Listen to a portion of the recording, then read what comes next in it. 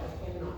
¿Se acuerdan cuál es el esqueleto de carbono de la alanina?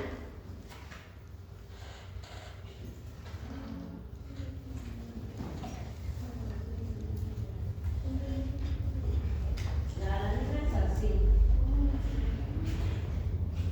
En lugar de tener esto, tiene CH3. Esta sería la alanina. Cuando yo le saco el grupo amino a la alanina, ¿en qué la convierto? En piruvato. Cuando saco el grupo amino al glutamato, ¿en qué lo convierto? En alfa-cetoglutarato. Cuando le saco el grupo amino al aspartato, ¿en qué lo convierto?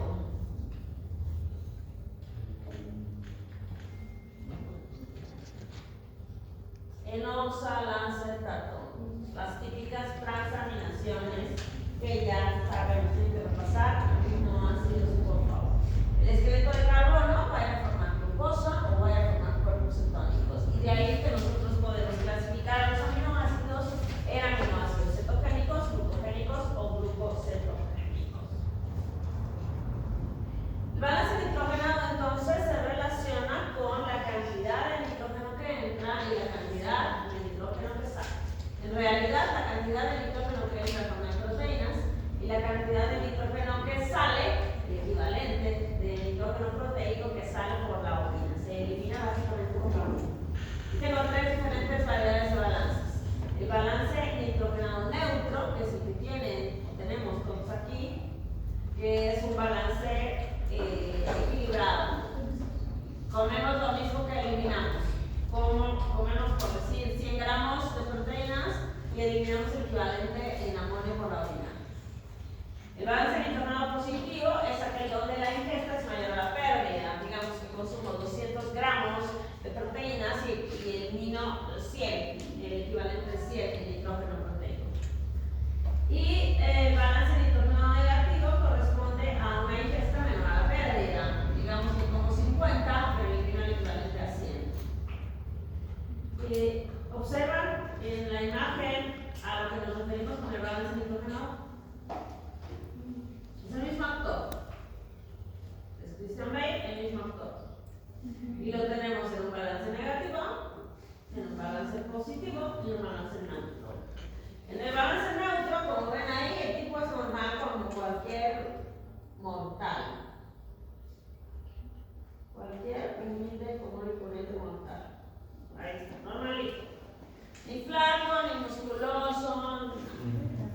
Pero aquí tengo las dos variedades del mismo actor en diferentes películas. Por un lado tengo esta, que es una película que se llama El Maquinista, donde el cuate se desnutrió, está absolutamente desnutrido, piel y huesos en esta película. Él comió durante no sé cuántos meses solo manzana para llegar a este físico. No es un físico de inteligencia artificial. Él se adelgazó así para hacer esta película. Lo mismo, bueno, muchos actores han hecho eso. Y luego este mismo actor para otra película, Batman, el mejor momento de Batman, la primera película de Batman me parece, está con este físico. Obviamente aquí comía 0 proteínas, solo manzana, y acá tragaba 8.000 calorías por día. Más ejercicio. Acá no comía nada y quizás hacía ejercicio. Acá hacía mucho ejercicio y comía un montón para tener ese físico. Balance positivo, ¿por qué es positivo? Porque está acumulando proteínas en forma de músculo, para lo cual está haciendo ejercicio. Y acá no come nada, pero el metabolismo proteico sigue igual. ¿Ok? Dígame, por ejemplo, de manera fisiológica, ¿cuál sería un ejemplo de balance nitrogenado positivo? Piénsenlo mientras les comento que el balance nitrogenado va a variar de acuerdo a la cantidad de proteína que ingieres, de acuerdo a la calidad de la proteína que ingieres, de acuerdo a la relación energía-dieta y con la edad, con el el sexo del individuo. Por ejemplo, con relación a la cantidad es obvio, si no comes proteínas, ¿cómo será tu balance nitrogenado? ¿Cómo será tu balance nitrogenado? No va. ¿Negativo, positivo, neutro? Negativo. Negativo. Porque yo no como proteínas, me dedico a tragar papas todo el día y mi balance va a ser negativo porque mis proteínas se siguen consumiendo. Y los requerimientos de aminoácidos los voy a obtener de mi músculo.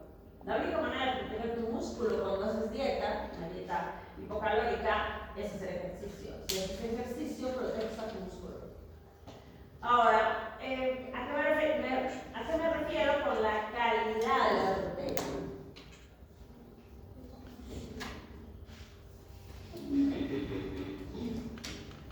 ¿A qué denominamos una proteína de buena calidad?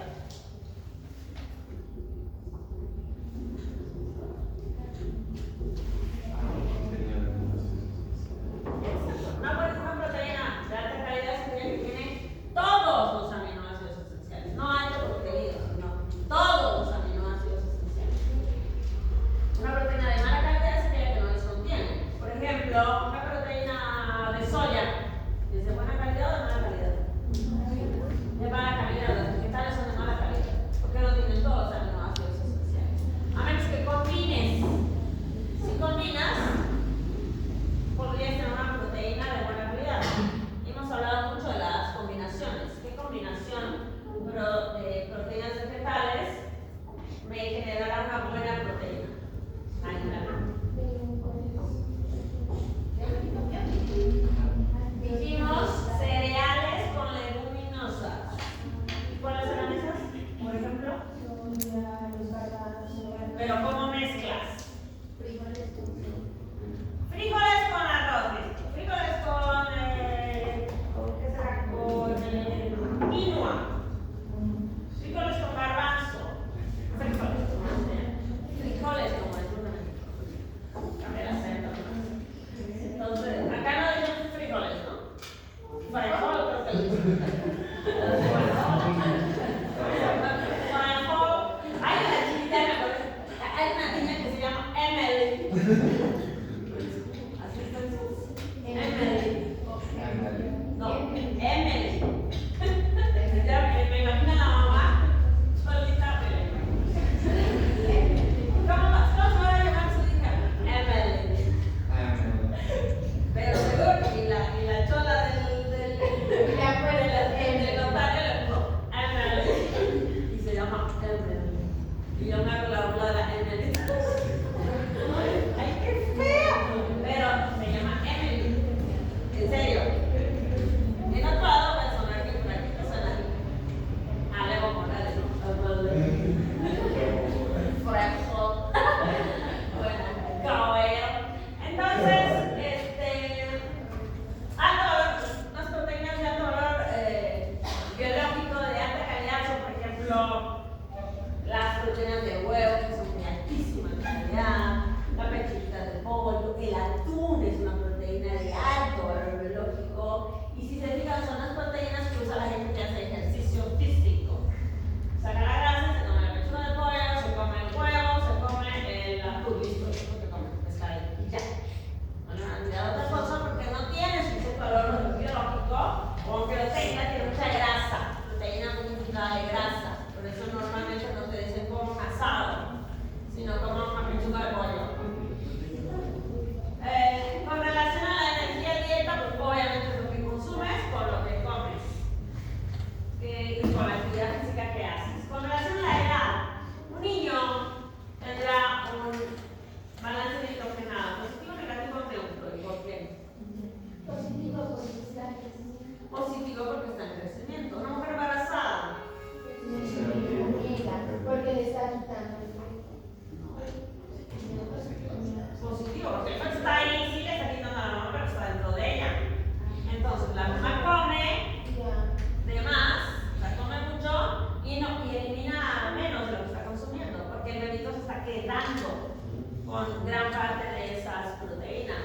Así que las embarazadas tienen un balance nitrogenado positivo, porque el bebito, el parásito ese que está ahí en el interior, está consumiendo. Pero son para el bebé, pero no son para ella.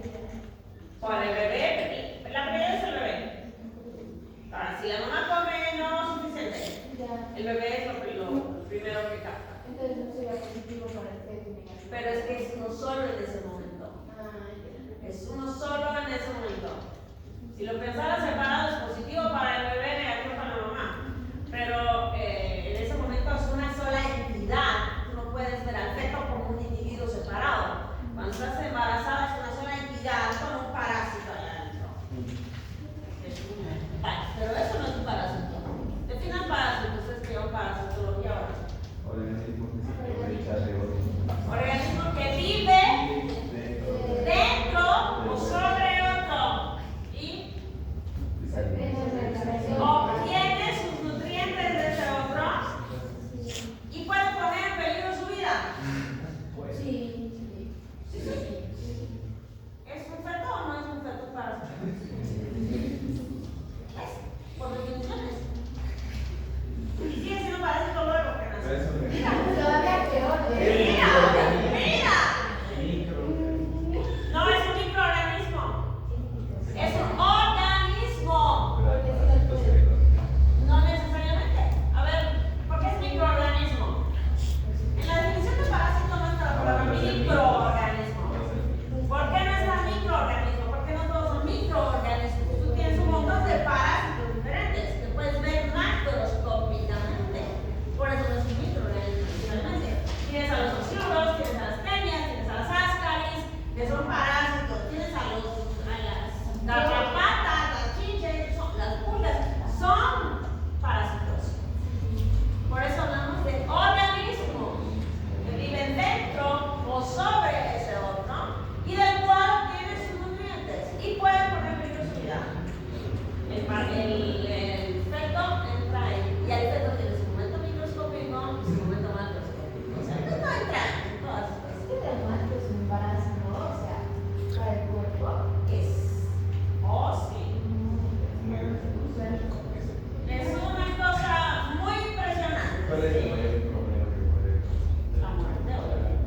pero complicación? ¿Ya?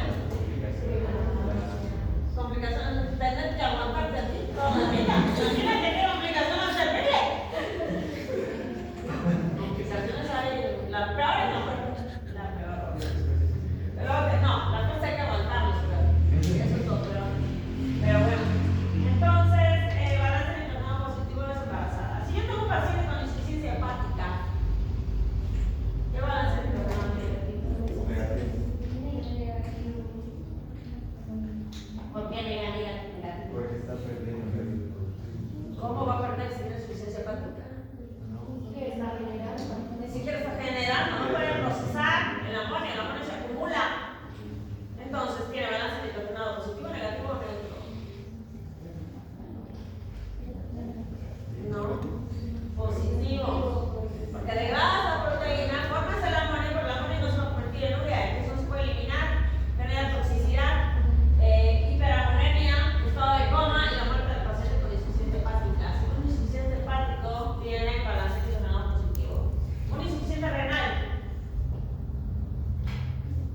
No puede eliminar. no puede eliminar porque no orina, porque el riñón no filtra, entonces tiene un balance de nitrógeno positivo también. Si tú estoy hablando de nitrogenado, que lo confunden con balance hídrico, que ese ya es otro asunto, que la lógica es la misma. Si tengo un paciente terminal con VIH, ¿profesor? Terminal con VIH.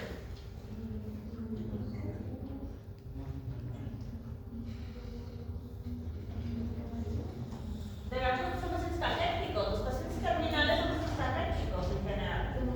Pero aquí está súper desnutrido, una desnutrición severa.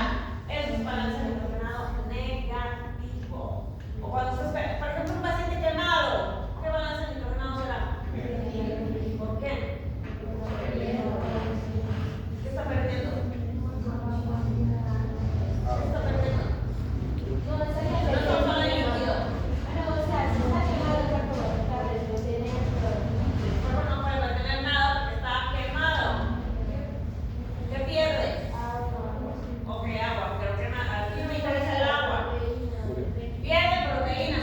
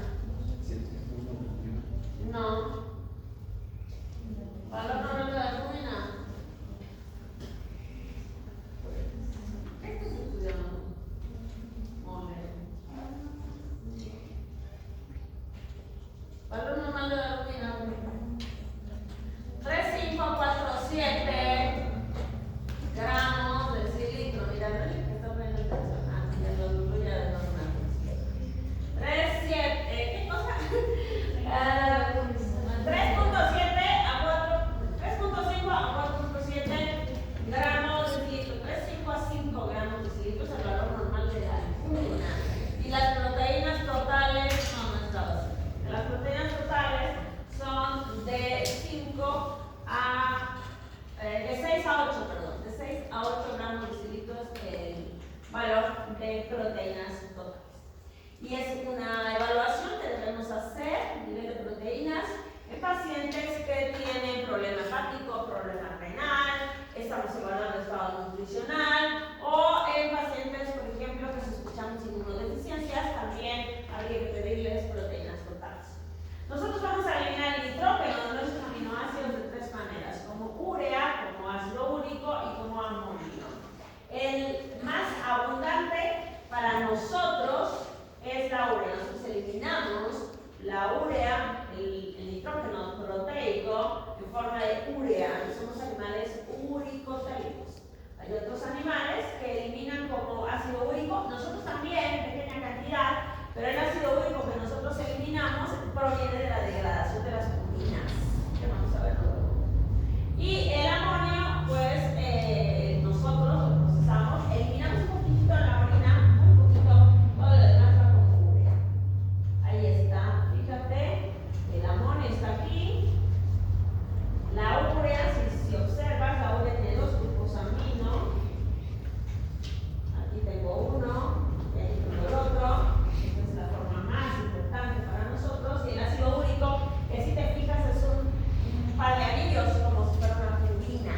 Esta es la estructura de las purinas. Esta de aquí es la estructura de las purinas. Entonces, yo tengo animales aminotélicos que van a eliminar el nitrógeno como amonio. Son los animales que están en el agua, anfibios, peces.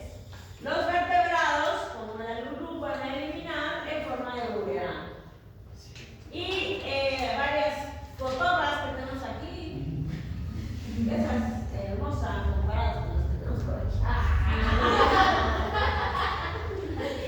Las cotorras, las guacamayas, los pájaros y demás eliminan el amonio, el nitrógeno como ácido úrico. También algunos reptiles. Bueno, una vez que la proteína cumple con su vida útil, se va a degradar. Se va a degradar de tres diferentes formas. Por el sistema del proteosoma, por sistemas lisosomales o por enzimas citoplasmáticas. En el caso de la degradación por el proteosoma, necesitamos de una proteína de marcación que se llama ubiquitina. La ubiquitina es una pequeña proteína de 76 aminoácidos que tiene que asociarse a la proteína a ser degradada. Y de hecho le hacemos una cosa que se llama poliubiquitinación. Asociamos varias moléculas de ubiquitina a una proteína que debe ser degradada. Y una vez que es marcada, el proteosoma la reconoce, la internaliza y la destruye. La convierte en pequeños péptidos de unos cuantos aminoácidos y de hecho puede liberar algunos aminoácidos libres. El tamaño de las proteínas varía, en promedio de los péptidos varía entre unos 10 aminoácidos más o menos, pero puede ir variando. Y es un proceso que requiere ATP. Los fragmentos peptídicos que obtenemos de la actividad del proteosoma pueden tener funciones.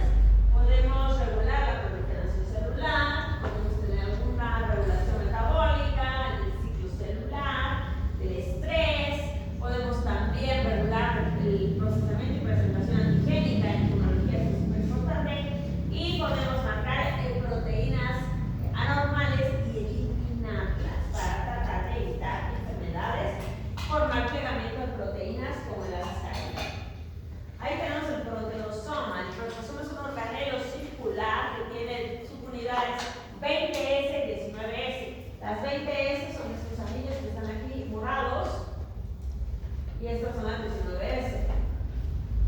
La subunidad 20S tiene actividad enzimática. Está formada por 4 diferentes anillos, 2 igualitos alfa y 2 igualitos beta, que son los que se encargan de la actividad proteínica. Y luego tenemos las unidades 19S que se encargan del reconocimiento y de la liberación de segmentos. Ellas reconocen a las proteínas y luego las degradan. Y no, obtenemos segmentos de entre 6 y 9 aminoácidos. Esto no es tan real, puede haber un poco más grandes y un poco más chiquitos.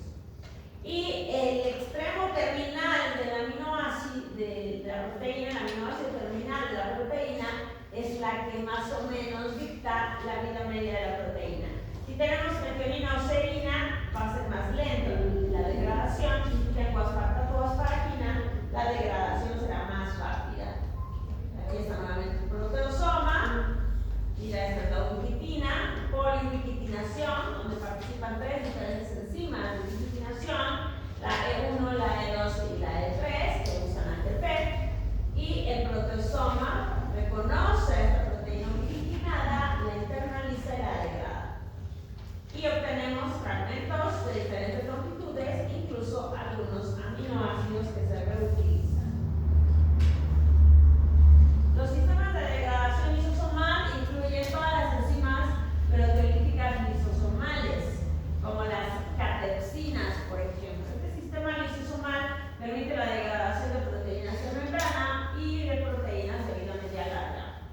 Y las enzimas proteasas citoplasmáticas les van a ayudar a la degradación de enzimas que tienen que ver con el procesamiento, con alguna vía metabólica o con proteínas del citoesqueleto. Aquí las enzimas pueden ser las caspasas y las calpainas. Ustedes conocen a las caspasas de las vías de apoptosis. Ahora, ¿cómo reconocemos cuál proteína que debe ser degradada antes y cuál degradada después? Pues se supone, se piensa, se cree, se sospecha que los extremos aminoterminales son los relacionados con esto. Por ejemplo, si yo tengo una metionina en el extremo terminal, eso es una señal de proteólisis. Si yo tengo aspartato en el extremo terminal, dura 3 minutos mi proteína. Si yo tengo serina en el extremo terminal, mi proteína durará 20 horas. O sea, depende del aminoácido del extremo terminal, la vida media de la proteína, dice. Y también tenemos secuencias PES. Las secuencias PES son secuencias que se encuentran en algunas proteínas y que indican que esa proteína tiene vida media corta. Estas secuencias tienen prolina, glutamato o aspartato, serina y tremina. Y eso indica que son proteínas de vida media corta. Recuérdenme a qué grupo pertenece la prolina.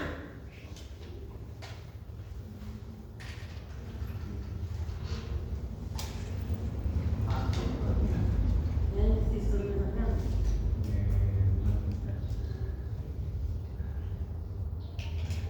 ¿A qué grupo pertenece la prolina?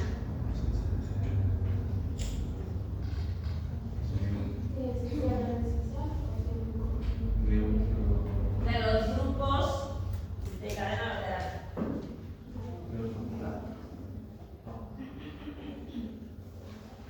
Tenemos alifáticos, aromáticos, hidroxilados, ¿qué más?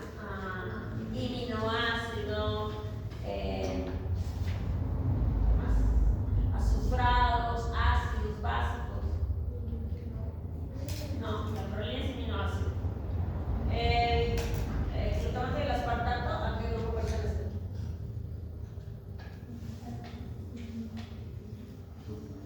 Ácidos. La serina y la prolina,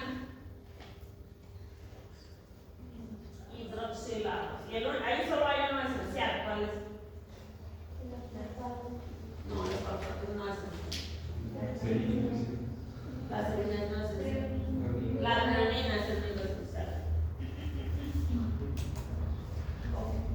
Ahí tenemos entonces su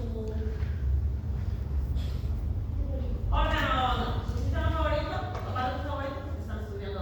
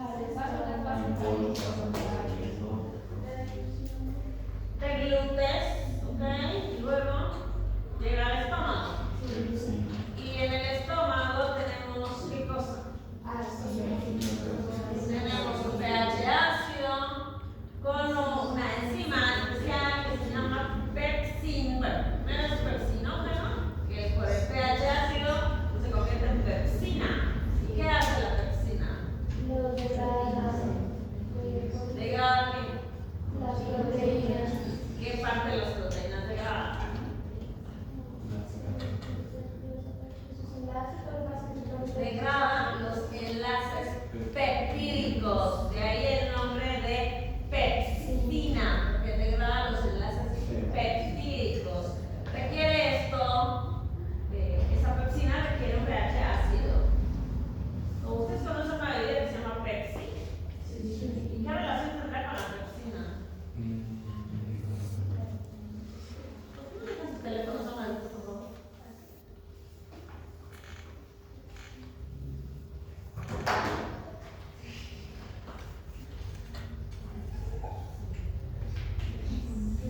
La Pepsi surgió como un tónico para mejorar la digestión. Por eso se llama Pepsi.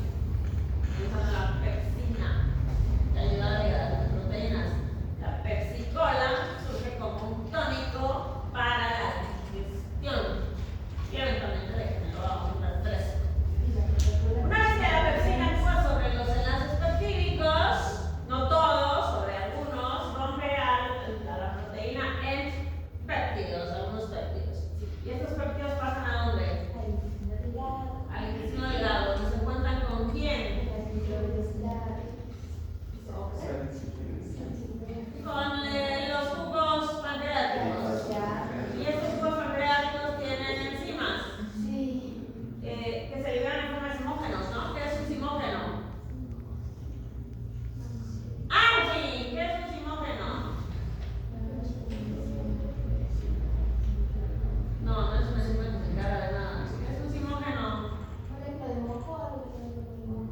No, ¿qué es un simógeno? Es una enzima inactiva.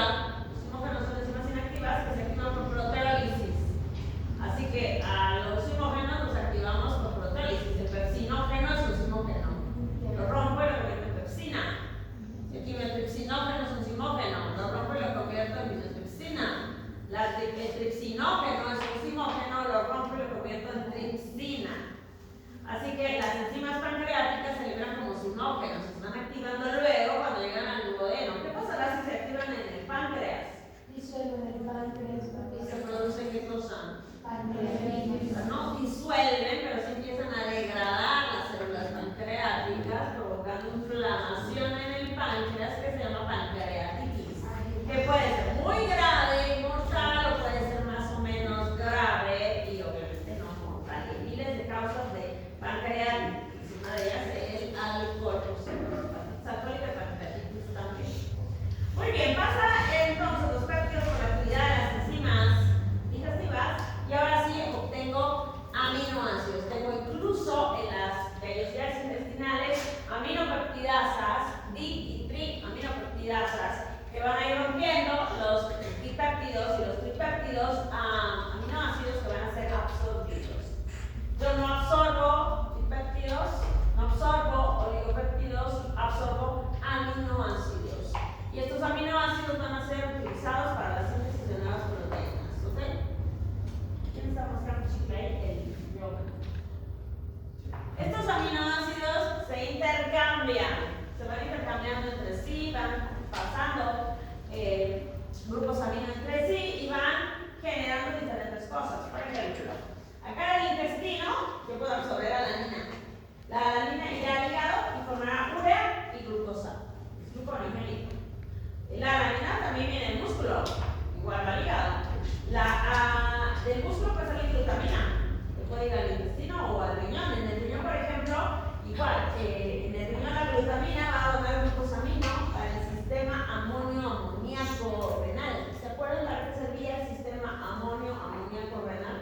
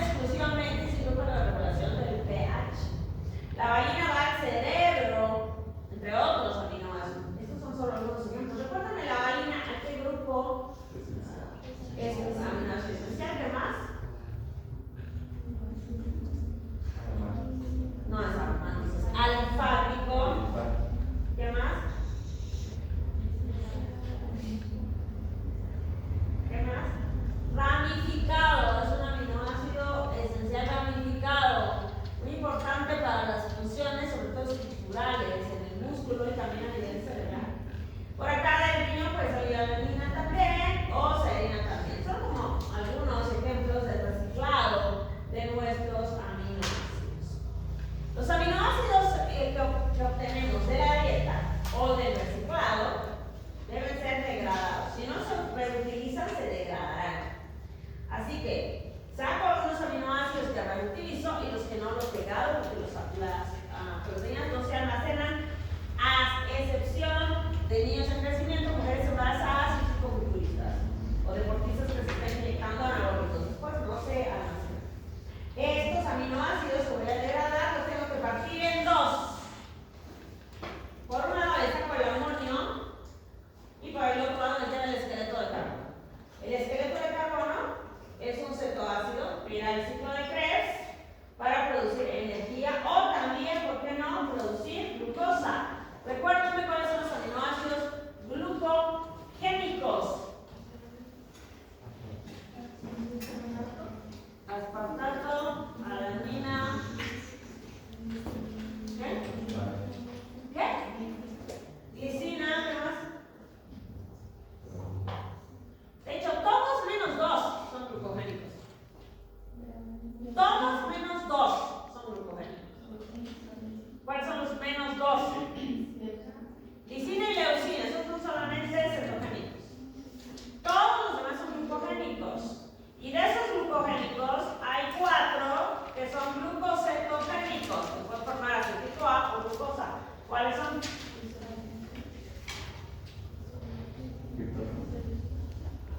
Los aromáticos, triptofano, tirosina, fenilalanina y la isoleucina. Y listo. Ahora, ya degradé el esqueleto de carbono, es eso que va a formar glucosa o acetil-CoA, es el esqueleto de carbono. Y el amonio es tóxico, lo tengo que eliminar. Podría usarlo de vez en cuando para generar un poquito de aminoácidos, algo de nucleótidos, alguna aminoácido activa, pero en general este amonio va a entrar al ciclo de la urea para eliminarse porque es tóxico. Se condensa con el carbomoilfosfato por la enzima que no me acuerdo cómo se llama la enzima, la primera enzima del ciclo de la urea.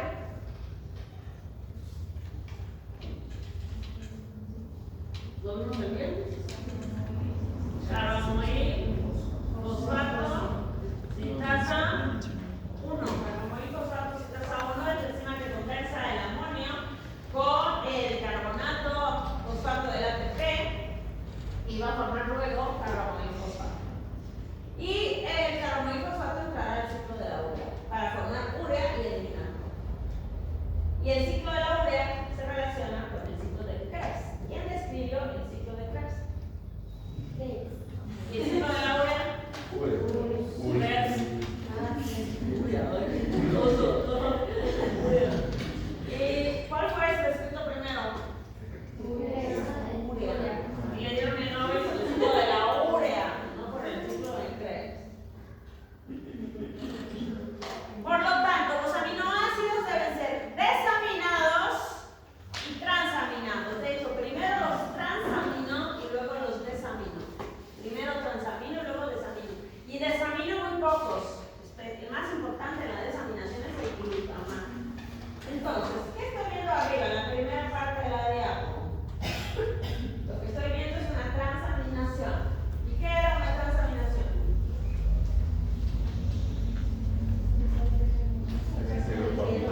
La transferencia del grupo amino de un aminoácido a un cetoácido para formar otro aminoácido y dejar como residuo un cetoácido.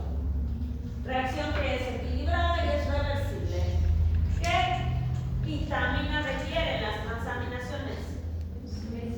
Vitamina B6. Transamino utilizando la vitamina B6. Y aquí está mi aminoácido cualquiera. El alfa-cetoglutarato es el típico cetoácido que recibe grupos amino, no es el único, pero el más común, y forma glutamato. El glutamato siempre está ahí participando. ¿Se acuerdan cómo se llaman las transaminasas más famosas?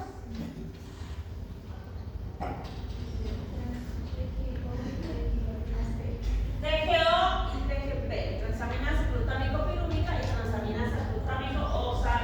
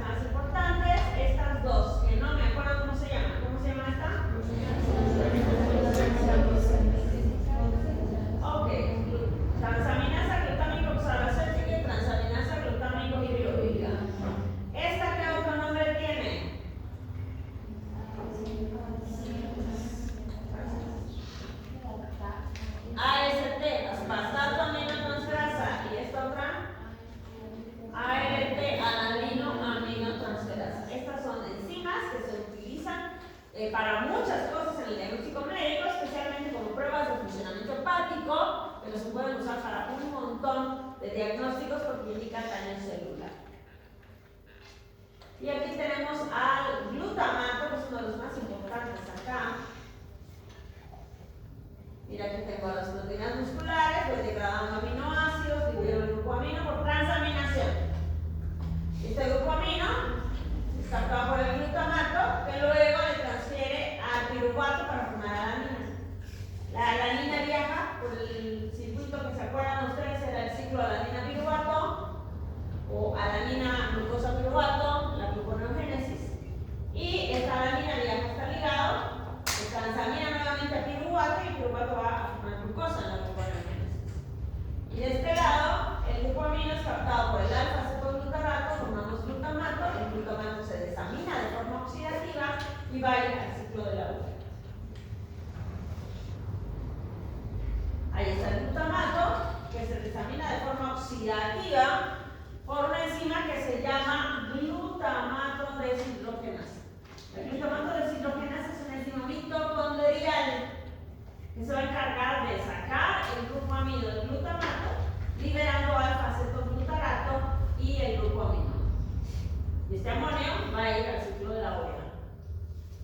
Este amino va al ciclo de la urea. Esta reacción es equilibrada y es una reacción reversible. Glutamato deshidrogenasa, importante enzima que me ayuda a sacar el grupo amino para poder luego ir a formar urea.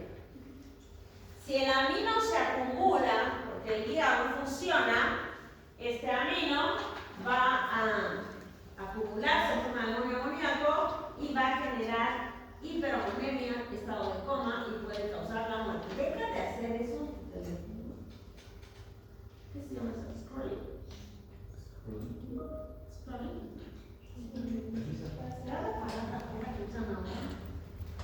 Scrolling. Ok. Entonces, en el metabolismo del cerebro y del músculo se genera un montón de amonio que debe ser procesado, llevado al hígado para ser eliminado. ¿Qué pasa si no funciona el hígado? Se acumula el amonio. ¿Qué pasa si no funciona el riñón? Se acumula la urea. Cuando no funciona el hígado, se acumula el amonio. Cuando no funciona el riñón, se acumula la urea. Y aquí está el paso del grupo amino. Del aminoácido, que se transamina, que luego se desamina y que luego va al ciclo de la urea.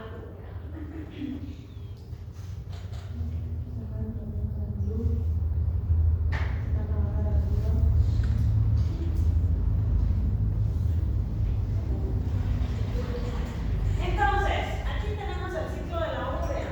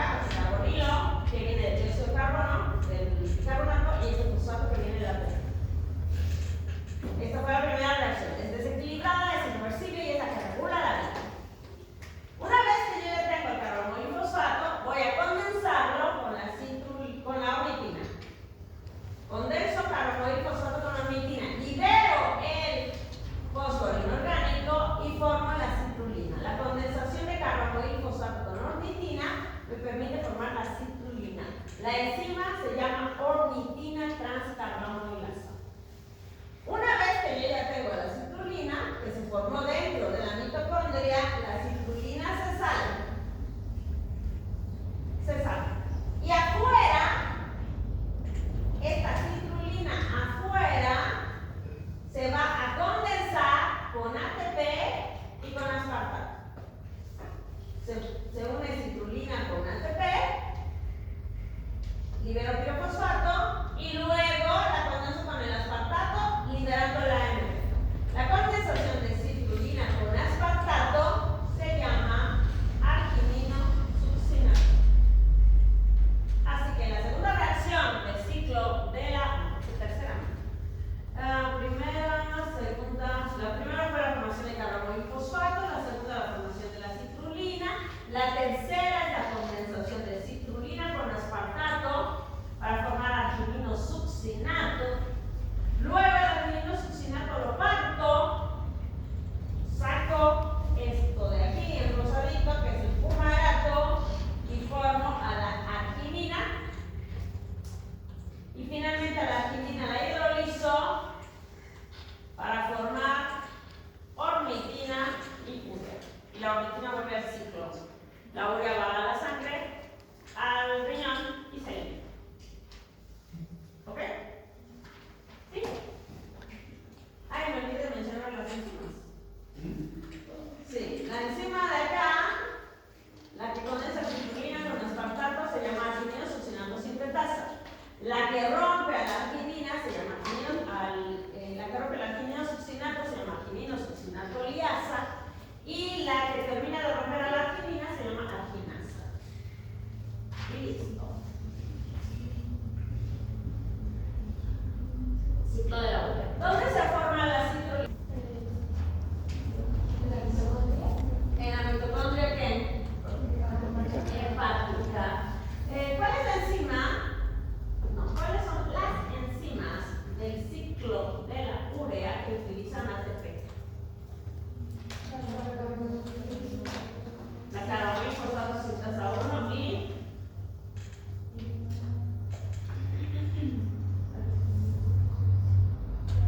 la arginino succinato sintetasa. ¿Cuáles son las enzimas del ciclo de la urea que son mitocondriales?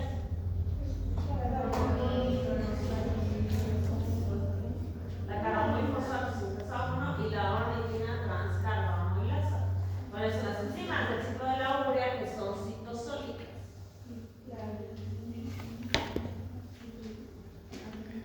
Arginino succinato sintetasa, arginino succinato liasa y la arginasa.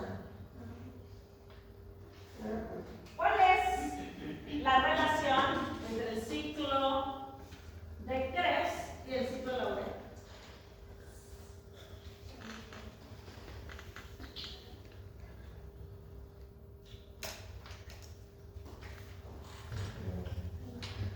¿Sí? No, ahí hay algo intermediario que participa en el ciclo de Krebs y en el ciclo de la urea. Tengo dos. El aspartato, porque se transamina del oxaloacetato. Y el fumarato. El fumarato entra en 3.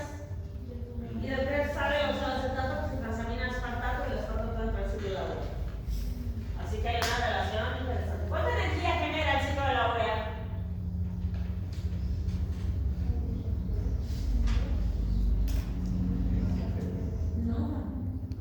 No genera energía, de hecho consume energía. Consume 2 a 3 enlaces, no, 4 enlaces de energía. Pero no genera energía, este no es un ciclo que genera energía. ¿Cuál es el objetivo del ciclo de la urea? Eliminar el amonio con los sucreanos para evitar toxicidad. Si el amonio se acumula, ¿qué pasa?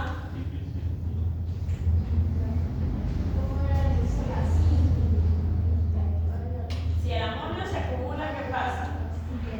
No es por injuria, o sea, no causa injuria renal o injuria hepática. La injuria hepática causa aumento del amonio. Si aumenta el amonio, ¿qué pasa? Hiperamonemia, injuria cerebral, si quieres usar el término. Daño cerebral y estado de coma.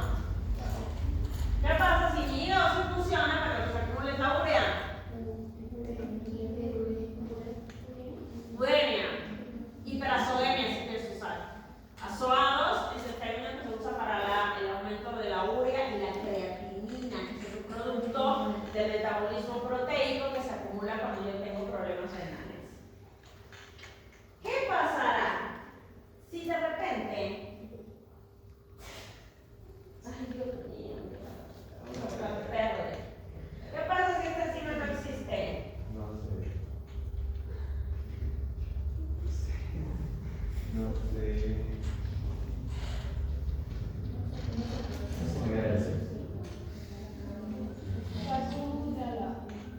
Se acumula el amonio, una hiperammonemia genética grave y hasta mortal en bebés. Hiperammonemia. ¿Qué pasará? Es una enfermedad del metabolismo del ciclo aureal. ¿Qué pasará si yo no tengo a la ornitina transcarbamilasa? Lo mismo, el amonio no se metaboliza en hiperammonemia. ¿Qué pasa si la enzima que me falta es la argininosuccinatosis sintetasa? ¿Qué se acumulará?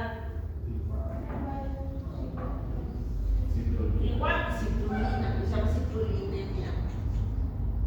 Cada enzima tiene su enfermedad.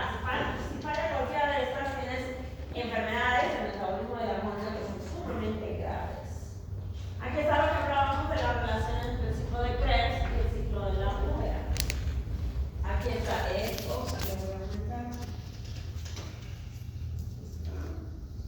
el ciclo de Krebs y la oxalacetato se transamina a aspartato. El aspartato se sale y afuera se condensa con la citrulina y forma argininosuccinato. El argininosuccinato se rompe en arginina y fumarato. Y el fumarato puede volver a entrar o puede convertirse en malato y este malato por la lanzadera de malato vuelve a entrar. O convertirse en oxalacetato, pero el oxalacetato no puede entrar porque no tenemos una lanzadera. El oxalacetato se podría transaminar por acá. Pero lo más común es que se convierta en malato y entre por la lanzadera de malato. Oxalacetato, aspartato y aspartato nuevamente el ciclo de la úlcera. Esto solo pasa ¿en dónde?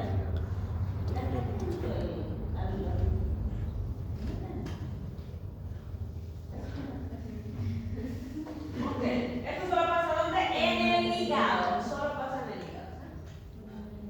¿Cómo se regula la vía? La vía se regula gracias a la presencia de la carboxilfosfato citrasado.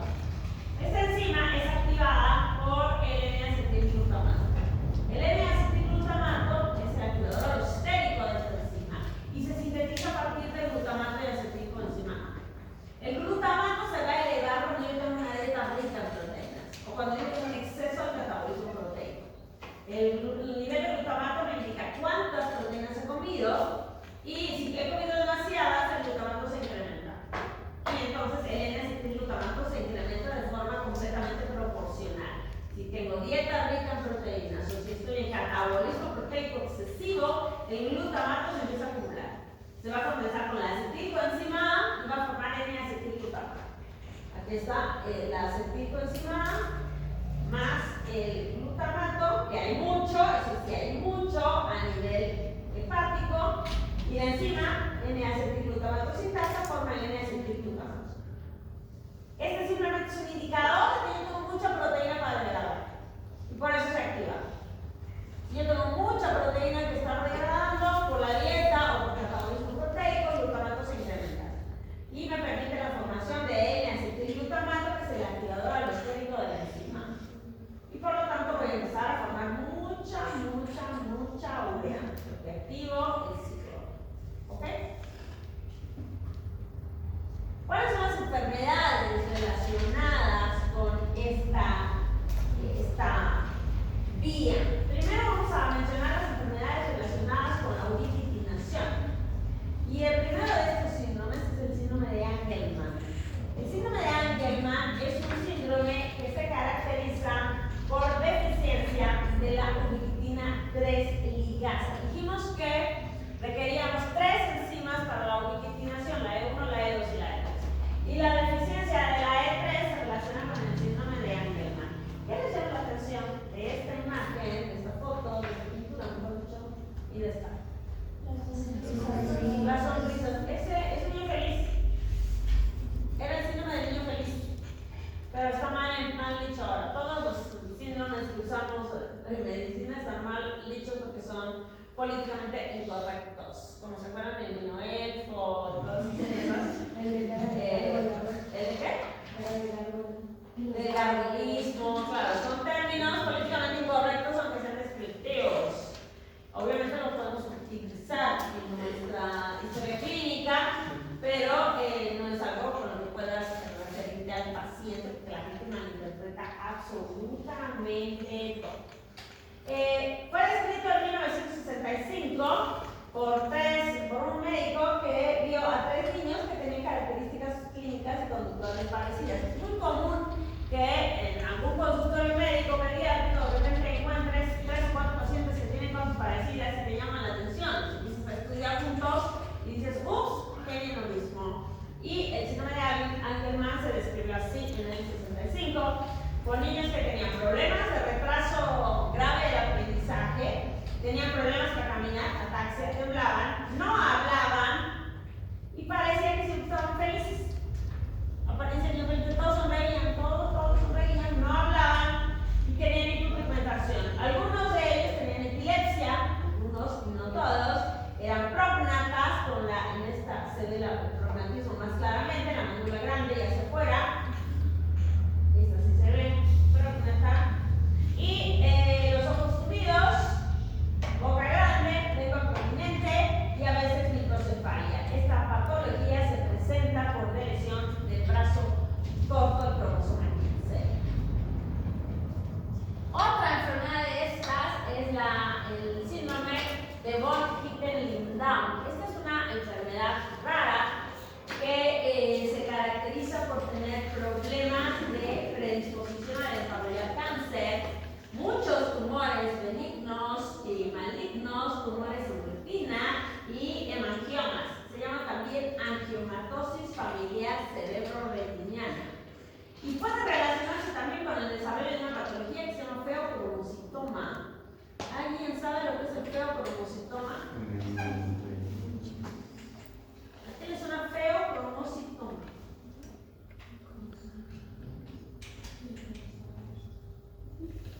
El feocromocitoma es un tumor de células cromafines de la suprarrenal.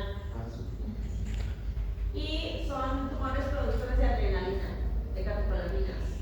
Y son pacientes que hacen crisis hipertensivas, hacen angina, cuadros de sudoración y crisis. Se puede confundir con hipertiroidismo por la sintomatología. La diferencia es que en el hipertiroidismo los síntomas son constantes, en el feocromocitoma son crisis, porque la adrenalina no se libera todo el tiempo como la hormona tiroidea, sino que se libera impulsos cuando se le requiere y por eso tiene sus crisis de palpitaciones, de sudoración, de angina de pecho.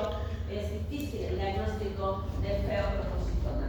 Si te fijas aquí en este fondo de ojo, ¿qué te llama la atención? Ya hemos visto fondos de ojo en alguna ocasión.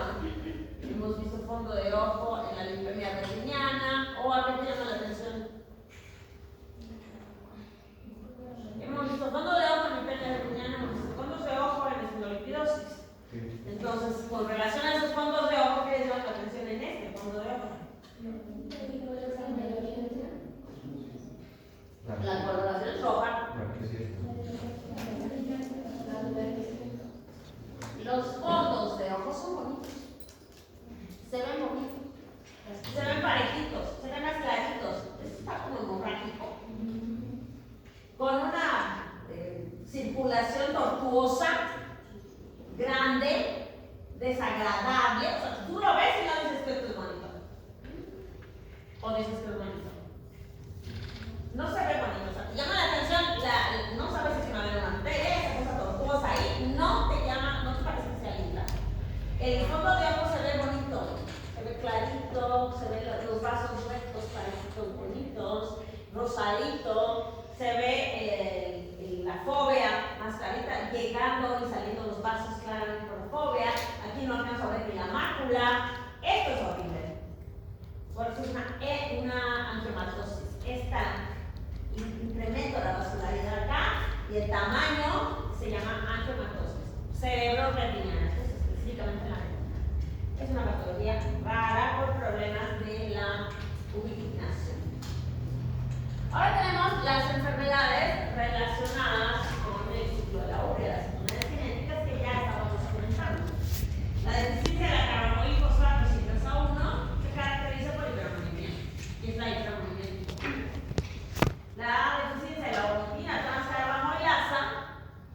va a ser la hiperomanía tipo 2. La deficiencia de la quininosuccinatosa sintetasa causa la citrullinemia. La deficiencia de la quininosuccinasa o de la quininosuccinatoliasa, que es lo mismo, produce aciduria quininosuccínica. Y la deficiencia de la arginasa produce argininemia. Todas ellas, estas enfermedades, se caracterizan por hiperanemia, encefalopatía y alcalosis metabólica. Y tienen daño neurológico y muerte temprana. Aunque no todos, como en el barrio, depende de la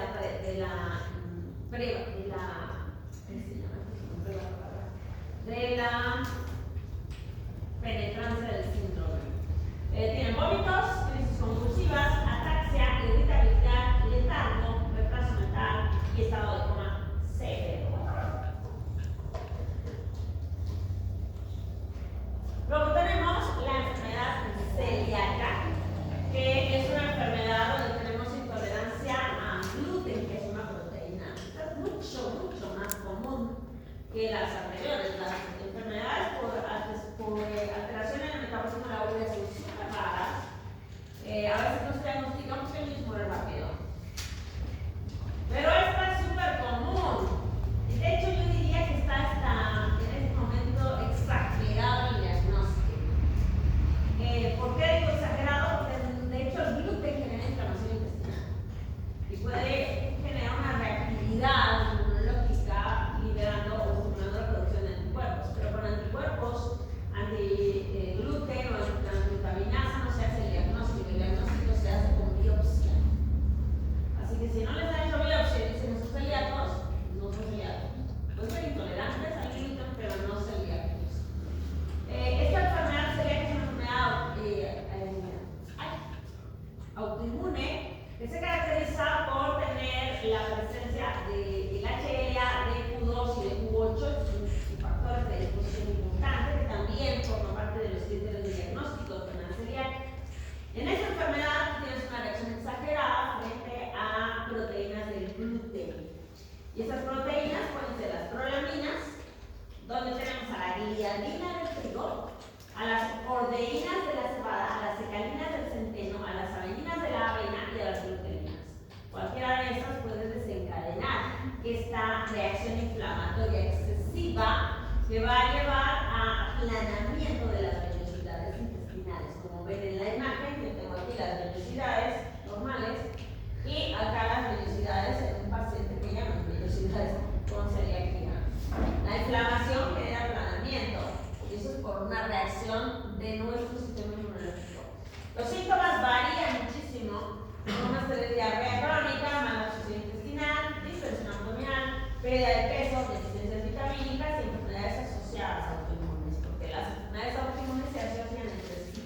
Podemos tener pacientes con problema hepático, pacientes con Sjögren, bueno, hay un montón de variedades de manifestaciones clínicas de la enfermedad celíaca. La ventaja de esto es que si tú la diagnosticas, le quitas todas estas cositas y la paciente tiene o el paciente tiene una vida completamente normal. Después tenemos las hepatopatías, donde tenemos falla hepática, como ya mencionamos, por aumento, la causa de la falla hepática es mil razones. Puede ser que tengamos, no sé, una cirrosis por un virus de la hepatitis C o por virus de la hepatitis B o por alcoholismo. Hay miles de causas de falla hepática, una enfermedad hepática autoinmune, hepatitis autoinmune, cirrosis primaria, o sea, hay miles de causas. Y empieza a aumentarse el amonio entre otras cosas. El amonio, como dijimos, actúa como falso neurotransmisor y va a inducir una encefalopatía hepática. Y la encefalopatía hepática se caracteriza por trastornos del estado de conciencia, temblor,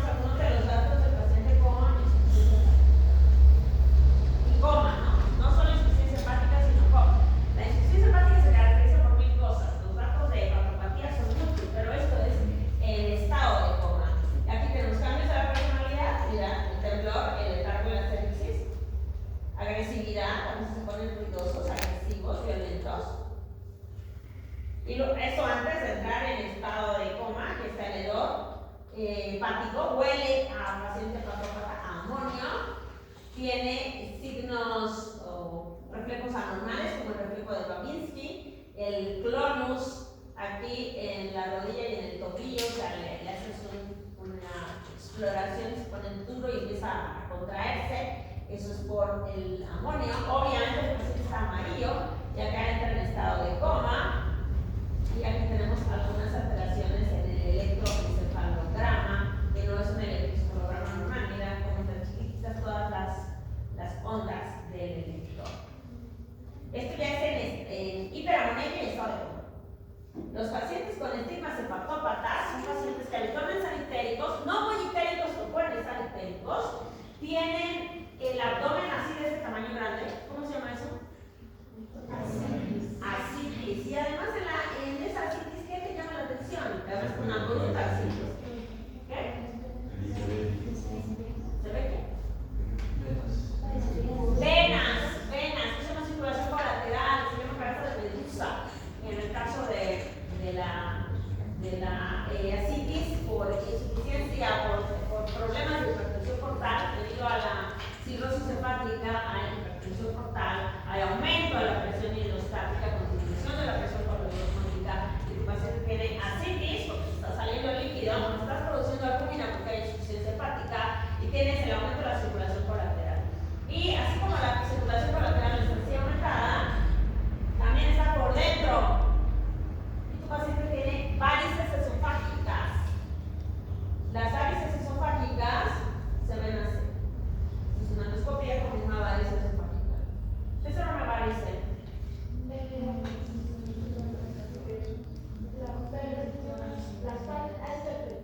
El debilitamiento de las válvulas venosas. Ok, las válvulas venosas se vencen por aumento de la presión hidrostática, que tiene que ver también con la edad, con la actividad específica de pie. Esas son las típicas varices en las piernas. El problema aquí es como tengo hipertensión portal, en el momento de la presión hidrostática en la persona, la circulación venosa no puede llegar a la porta y es varice. Así como las varices están en las piernas, están en el esófago. Pero ¿cuál es el problema aquí? Que tú comes y eso puede generar alguna lesión y la varice se rompe. Que no pasa en las piernas. En las piernas pasa en trombosis, pero difícilmente se te rompe. Aquí sí se rompe. ¿Y qué le va a pasar a tu paciente? ¿Y cómo sabes que está hemorragia? No. O sea, sí, no. Está sacando el esófago. Vomita sangre fresca. Eso es una causa, las varices esofágicas es una causa de sangrado del tubo digestivo alto. De hecho, lo clasificas como sangrado del tubo digestivo alto varicial y no varicial. Tú puedes tener un sangrado del tubo digestivo alto por tomar AINES, por ejemplo. ¿No? En el estómago hay úlceras y tú vas a vomitar sangre, pero eso es por un sangrado del tubo digestivo no varicial, una gastritis erosiva con analgésicos. Pero acá tú tienes un sangrado varicial, un paciente hepatópata con varices esofágicas y sangre fresca. Si está sangrando mucho, eventualmente sí puedes tener lo que se llama melena, sangre digerida por las heces que apesta asqueroso. Eso es sangre digerida, melena y sangre digerida. Pero esto es bonita sangre. ¿Qué le van a hacer? Tengan en cuenta que es un paciente hepatópata. Si es un paciente hepatópata, ¿cómo van a estar sus tiempos de coagulación? Bajos, porque no está creado. Bajos o aumentados. Pero sí no está creado. Bajos o aumentados. Tiempos de coagulación. Bajos o aumentados. Aumentados. Aumentados. No va a coagular. No va a coagular. Entonces sus tiempos de coagulación están prolongados. ¿Y por qué no coagula? Porque no sintetizo las proteínas de la coagulación. Porque mi hígado está jodido. Entonces, imagínate que sangra. Y además tiene problemas de coagulación porque es un hepatópata. ¿Qué le van a hacer? Anticoagulante.